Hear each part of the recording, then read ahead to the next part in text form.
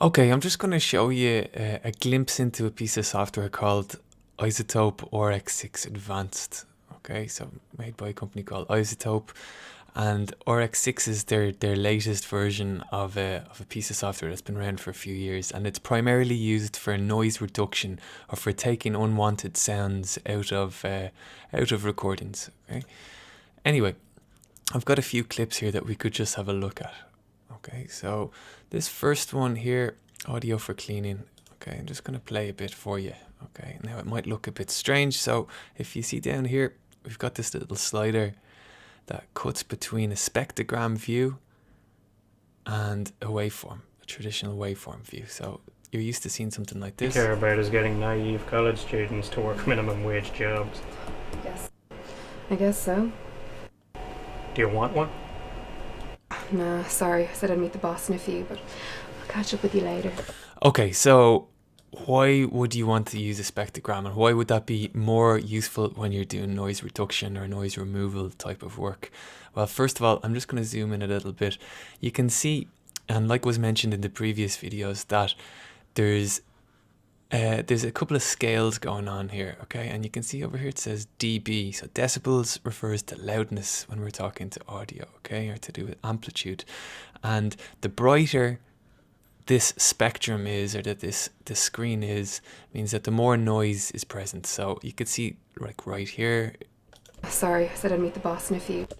So when that actor speaks, it's actually quite loud up in the top half of our window here. Okay, so in the lower half you can see these numbers. It says hertz, which means we're talking about frequency, 2k, 2.5, all the way up to 10k.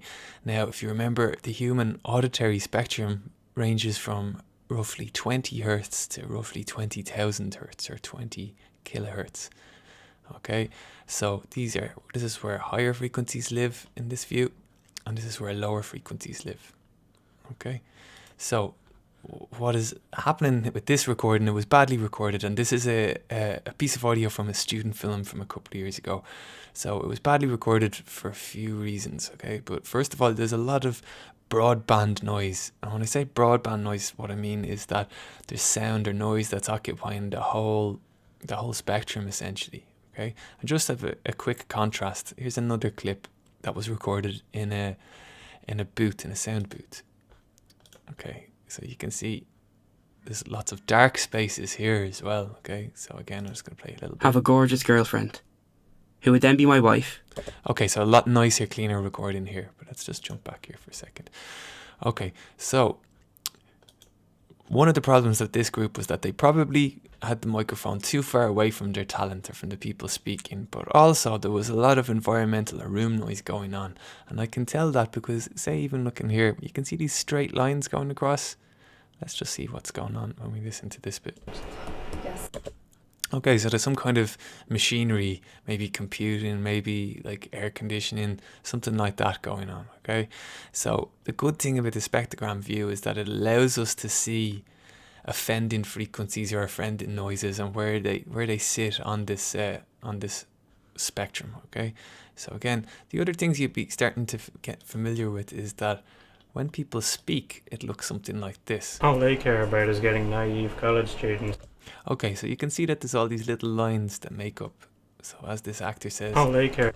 all, that's the first All word.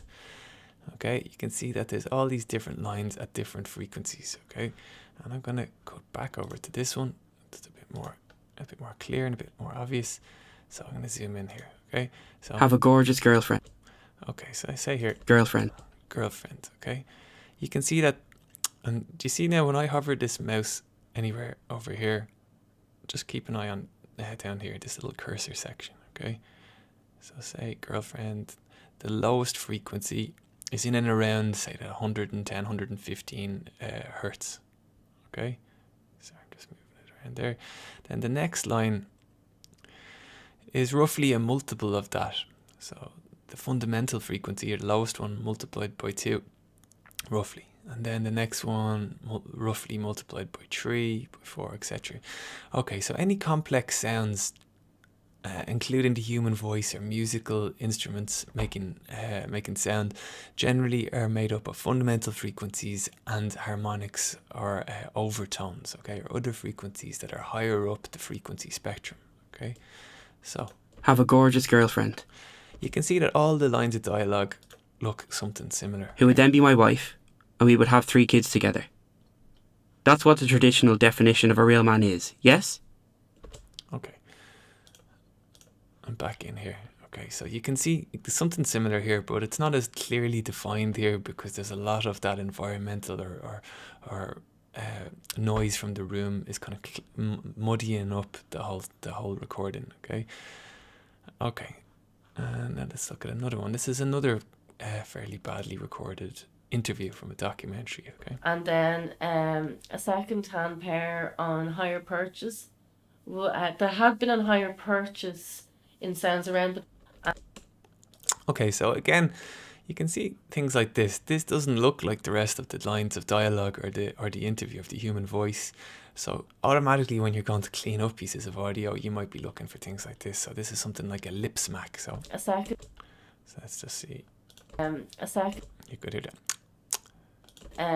a second-hand pair on Okay, so just to give you an example of how you might work with Isotope RX to get rid of these types of unwanted sounds. It kind of works a bit like something like Photoshop. So you've got all these tools down the bottom. So say I'm going to use this paintbrush one, okay? And I can zoom in and I can just make a little selection, something like that. And then you have all these tools or modules on this side. And they're to do with various different problems to do with bad audio, you know. It might be to do with too much reverb or too much crackle or plosive or rustle. So some of these are referring to when you use microphones that you attach onto the actor, lavalier mics or lapel mics. And some of them are just general bad audio sounds. So maybe you record outside and the wind is causing an issue. Anyway, I'm just going to use one called Spectral Repair. Okay, and don't worry about the settings. I'm just going to hit process and just watch what happens to them bright frequencies there, the offending lip smack frequencies. Okay, so you can see that they kind of they went down in level, because remember, the darker something is, the lower it is in amplitude. Okay, a second-hand pair on okay, so that lip smack is pair gone now. on hire purchase. Okay, grand.